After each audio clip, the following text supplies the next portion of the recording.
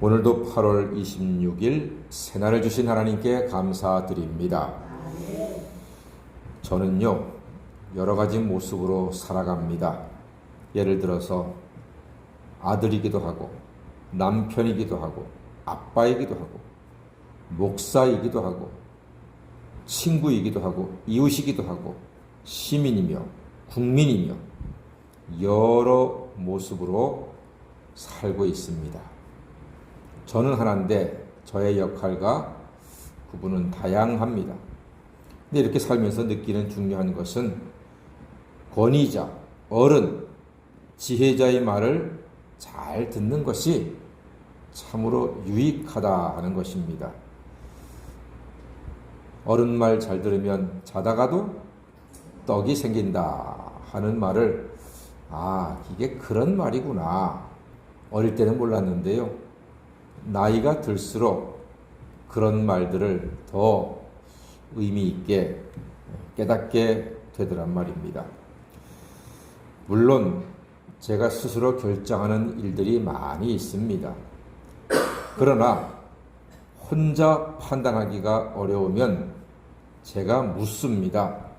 가까운 아내에게도 묻고, 장로님, 권사님 묻고, 부모님도 선배 친구들에게 묻습니다. 그리고 그분들의 조언을 참고해서 결정하면 큰 유익이 있더란 말입니다. 독불장군식의 결정은 아무 유익을 가져오지 못합니다. 그러니까 지혜는요, 먼저 하나님의 뜻을 잘 듣는 것이 우선입니다. 솔로몬이 1000번째 후에 하나님께서 꿈에 네 소원이 뭐냐 그랬을 때 지혜를 구했잖아요. 그 지혜는 다름 아닌 다 같이 하나님의 말씀을 듣는 마음. 하나님의 말씀을 듣는 마음이 지혜입니다. 다른 게 지혜가 아니에요. 그러니까 성경 말씀을 잘 듣고, 설교 말씀을 잘 듣고, 어른들의 말씀을 잘 듣는 것, 그게 바로 지혜란 말입니다. 자, 특히 영적인 권위가 있는 사람의 말을 듣고 따르는 것은 매우 유익합니다. 드디어 사도 바울이 로마로 가게 되었습니다. 그 길은 험합니다. 긴 여행입니다. 그리고 오늘 보니까 배를 타고 가게 됩니다. 왜 사도 바울이 로마까지 가는데 배를 타고 갔을까요? 비행기가 없고 기차가 없기 때문입니다. 배를 탈 수밖에 없습니다. 백부장 율리오가 죄수들 호송 대장입니다. 그러니까 백부장이 이름하여 죄인 사도 바울을 호송하는 것입니다. 사람이 보기에는 호송이지만 하나님이 보기에는 호위죠. 하나님이 백부장을 통해서 백부장아, 네가 사도 바울을 잘 모셔라. 네가 잘 모셔야 될 사람이다 하고 그 귀한 직책을 맡겨주신 겁니다. 백부장도 사도 바울을 알아보고 대접을 잘합니다. 로마인이잖아요. 똑똑하잖아요. 탁월한 인격자지 않습니까? 그러니까 백부장도 바울을 잘 대접합니다.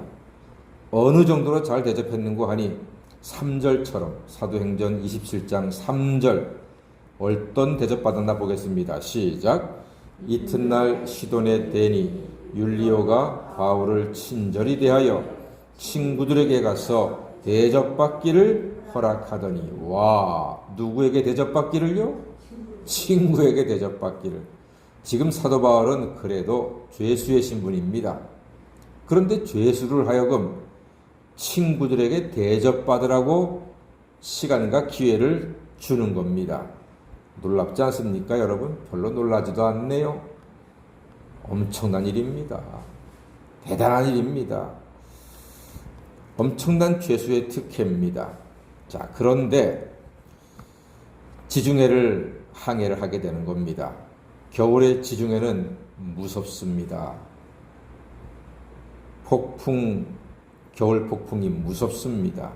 그런데 그레데 섬에 정박하면서 다음 항해를 앞에 두고 바울이 한마디를 합니다. 바울이 아무리 기도해보고 풍세를 살펴볼 때 10절로 이야기합니다. 자, 사도 바울이 10절로 말합니다. 한번 보겠습니다. 시작. 말하되 여러분이여 내가 보니 이번 항해가 화물과 배만 아니라 우리 생명에도 타격과 많은 손해를 끼치리라. 예, 이번 항해가 위험하다는 겁니다. 화물과 배도 위험하고 생명도 위험하다. 조심하십시다라고 이야기하는데 백부장이 이 말을 들어요, 안 들어요? 안 들어요. 선장과 선주의 말을 듣습니다. 왜요? 선장과 선주 입장에서는 빨리 가야 되거든요. 하루라도 빨리 가야지만 돈을 더 벌거든요. 경비가 절약되거든요.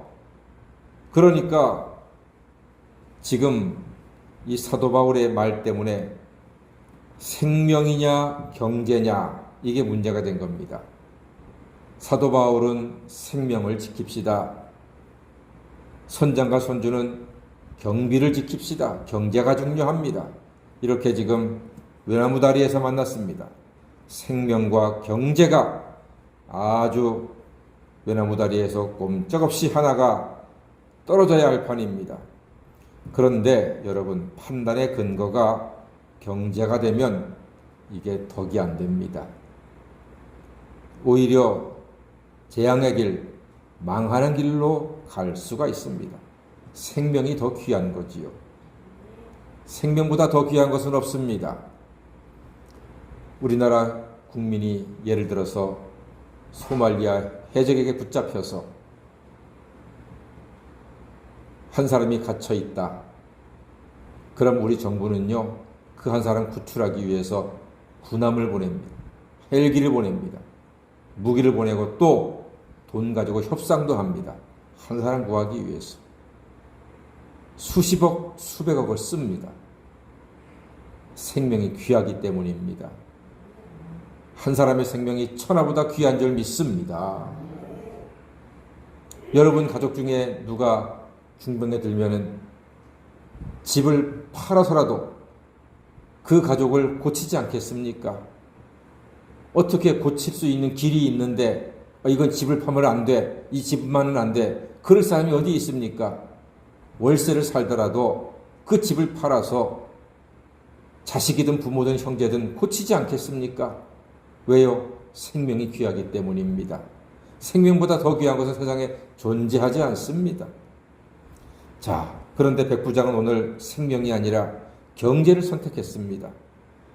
백부장은 바울의 뜻대로 생명을 선택할 수 있는 마음의 여력, 믿음까지는 없었습니다. 그 결과 앞으로 바울의 말대로 위험과 사고를 당하게 됩니다. 사랑하는 여러분, 우리는 하나님의 뜻을 분별하여 따를 수 있는 따라야 하는 지혜가 필요합니다. 지혜는 하나님의 선물이고 은사입니다. 부디 하나님 말씀을 잘 듣고 순종하여 분별력을 가지시고 우리 주님의 마음을 시원케 해드리는 가을바람 같은 아름다운 성도가 다 되시기를 주의 이름으로 간절히 축원합니다. 아멘. 기도하겠습니다.